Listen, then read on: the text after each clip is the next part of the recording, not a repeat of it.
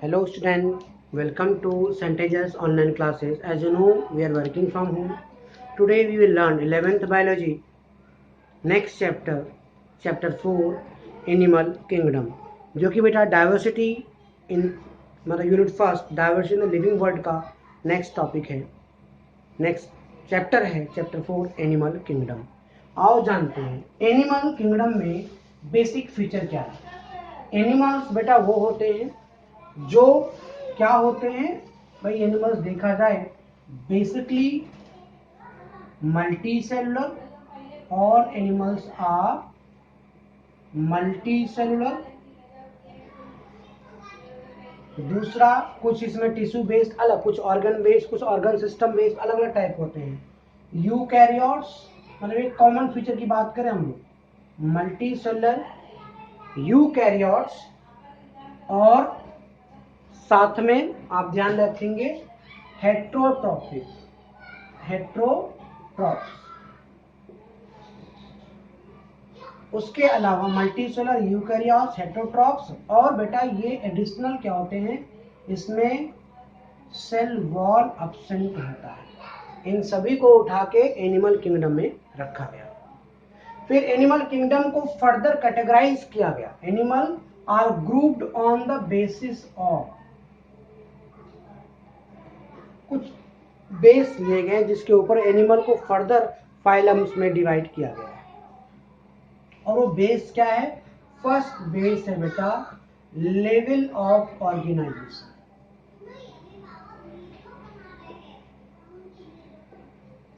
Organism का अलग अलग लेवल ऑफ ऑर्गेनाइजेशन है। पहला जो लेवल है बेटा वो सेलुलर लेवल है। सेलुलर लेवल से हमारा मतलब है ये ऑर्गेनिज्म अपनी लाइफ प्रोसेस मैंने बता रखा है, जैसे कि nutrition, digestion, excretion, reproduction, respiration, ये लाइफ प्रोसेस है। All these process are done by only cell. Single cell इस काम करता है, उन्हें बोलते हैं बेटा सेलुलर लेवल ऑफ ऑर्गेनाइजेशन। और इस तरह के जो ऑर्गेनिज्म सेलुलर लेवल ऑफ, तो एग्जांपल में अभी आप ध्यान रख लीजिए, जितने भी स्पंजेस हैं ये सभी मल्टी सेलुलर हैं। ये अपनी लाइफ सेल के बेस पे ही प्रोसीड करते हैं। They do all the life process by the only cell. Second thing जो लेवल ऑफ ऑर्गेनाइजेशन बेटा आता है सेलुलर के अलावा, वो है tissue level of organisation. Tissue level of organisation, tissue का मतलब मैंने पहले बताया हुआ आपको, group of cell which together make a single function is called tissue. यहाँ पे कई सेल इकट्ठा हो जाएगा और टिश्यू का काम करने लगेगा।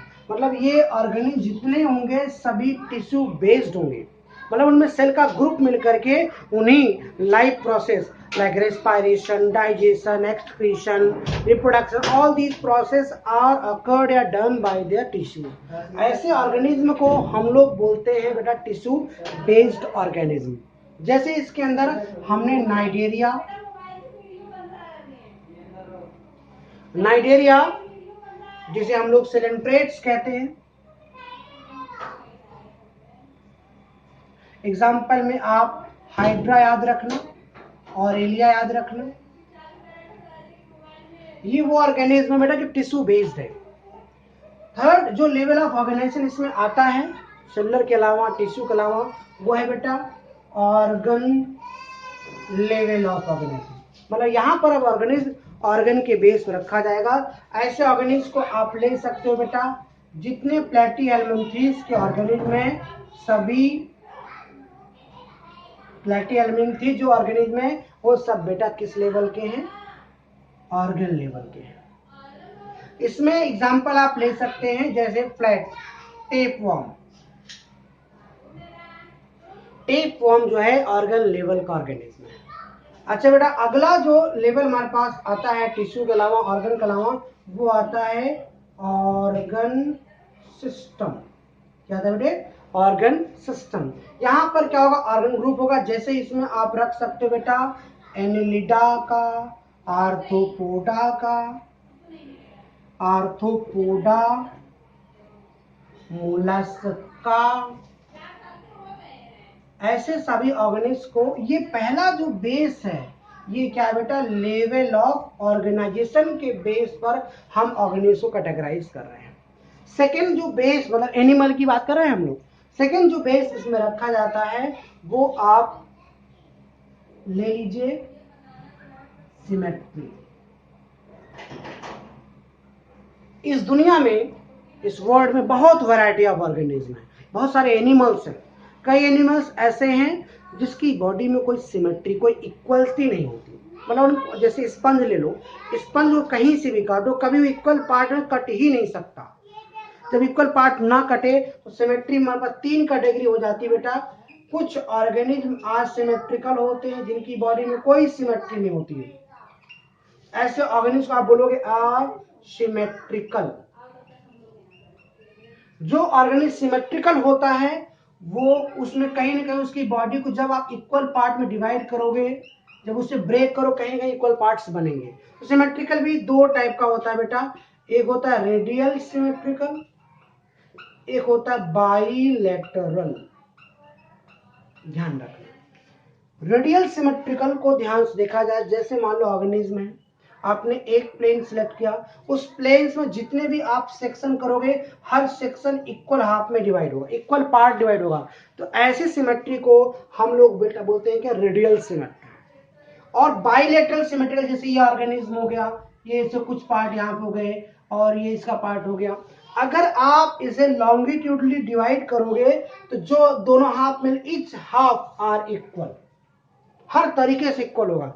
जैसे आप अपने आप एग्जांपल ले लो, जितने ह्यूमंस हैं, ह्यूमन को अगर हम इस तरीके से लॉन्गिट्यूडनल उसकी बॉडी को सेगमेंट में डिवाइड करें, उसे इंटरसेक्ट करें या कट करें, तो दोनों हाफ इक्वल पार्ट डिवाइड हो, इधर हाफ लंग्स, इधर हाफ लंग्स, इधर एक किडनी इधर।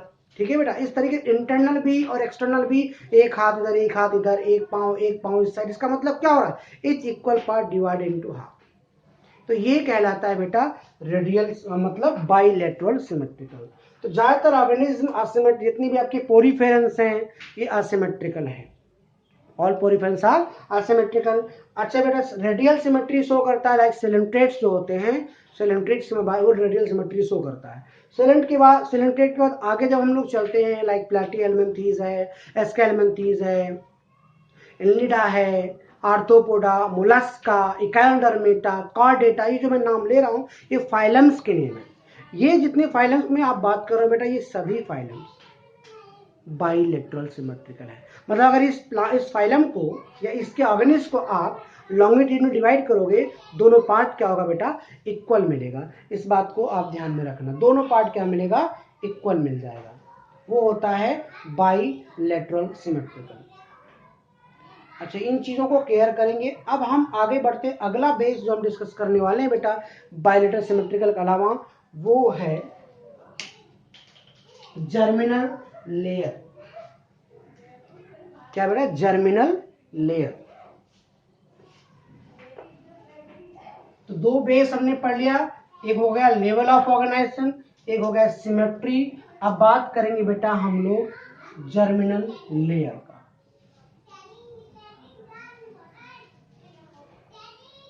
दो तरह का जर्मिनल लेयर होता है, एक होता है डिप्लोब्लास्टिक,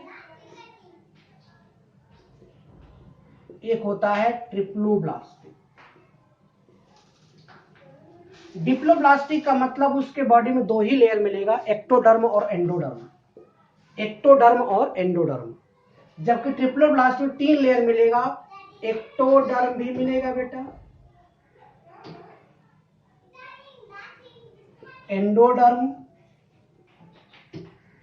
एंड मीसोडर्म। अगर इसमें से दो लेयर है, एक्टो एंडो है, तो डिप्लोब्लास्टिक है। अगर वो तीनों एक्टो एंडो मीसो है तो इसे हम बोलेंगे भाई ट्रिप्लोब्लास्टिक है। जैसे ये एग्जांपल होगी, ये बहुत सारे हमारे पास क्या है, सेल का ग्रुप है, और ये मेसोलेग्निया हो गया। उसके बाद आपके पास जो सेल का ग्रुप आपको मिलता है, ये सारे मान लो आपके क्या है बेटा, वो सेल है।